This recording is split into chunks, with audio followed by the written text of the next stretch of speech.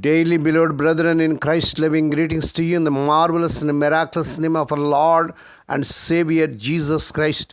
Today is September 16th, 2024, Monday. Holy Trinity Church Ministries presents Daily Manna.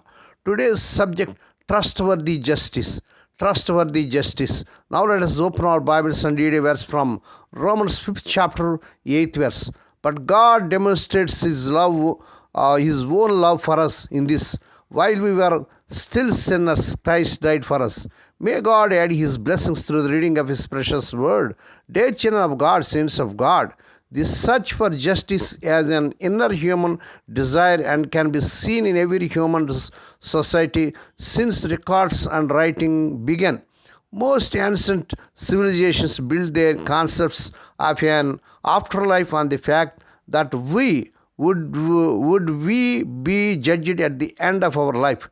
If the scales tipped in our favor, then we might live out our days in paradise. Job 8 continues the setting of the courtroom as Job's friend Bildad introduced the concept of justice to the discussions. In Bildad's first response to Job, we see that justice is fundamental to his understanding of God. Just as Eliphaz held to the principle that good things must happen to good people, Bildad is convinced that justice goes even deeper, to the very heart and character of God. Job 8 chapter 3rd to 6th verses. Whereas Eliphaz is softer, Bildad is blunt, as he takes the concept of a just God to its logical conclusion. Job's children must have died simply because they sinned. Verse 4. Now Job has an opportunity to return to prosperity if he is pure and upright. Verse 6.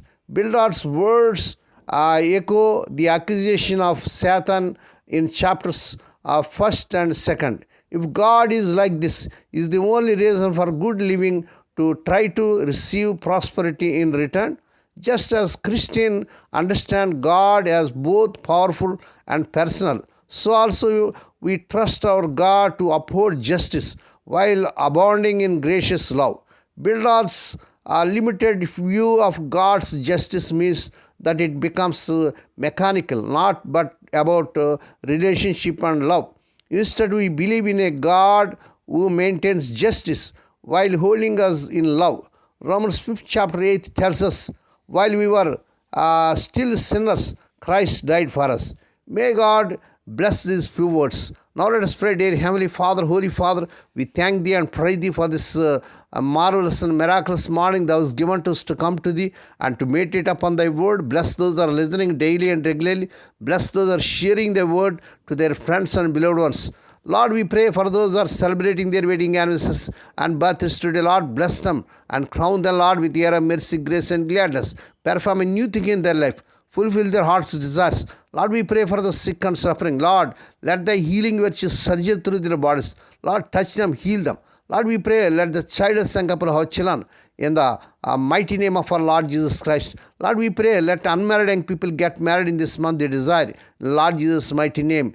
Lord, we pray for Thy children as they're going out and coming in throughout this day. Deliver them from all dangers and accidents. Give them safe journeys. We commit all these things into the mighty hands. We ask Thee and give Thee thanks in the marvelous and miraculous name of our Lord and Savior Jesus Christ. Amen. May the grace of our Lord Jesus Christ and the love of God and the fellowship of the Holy Spirit be with us all now and evermore. Amen.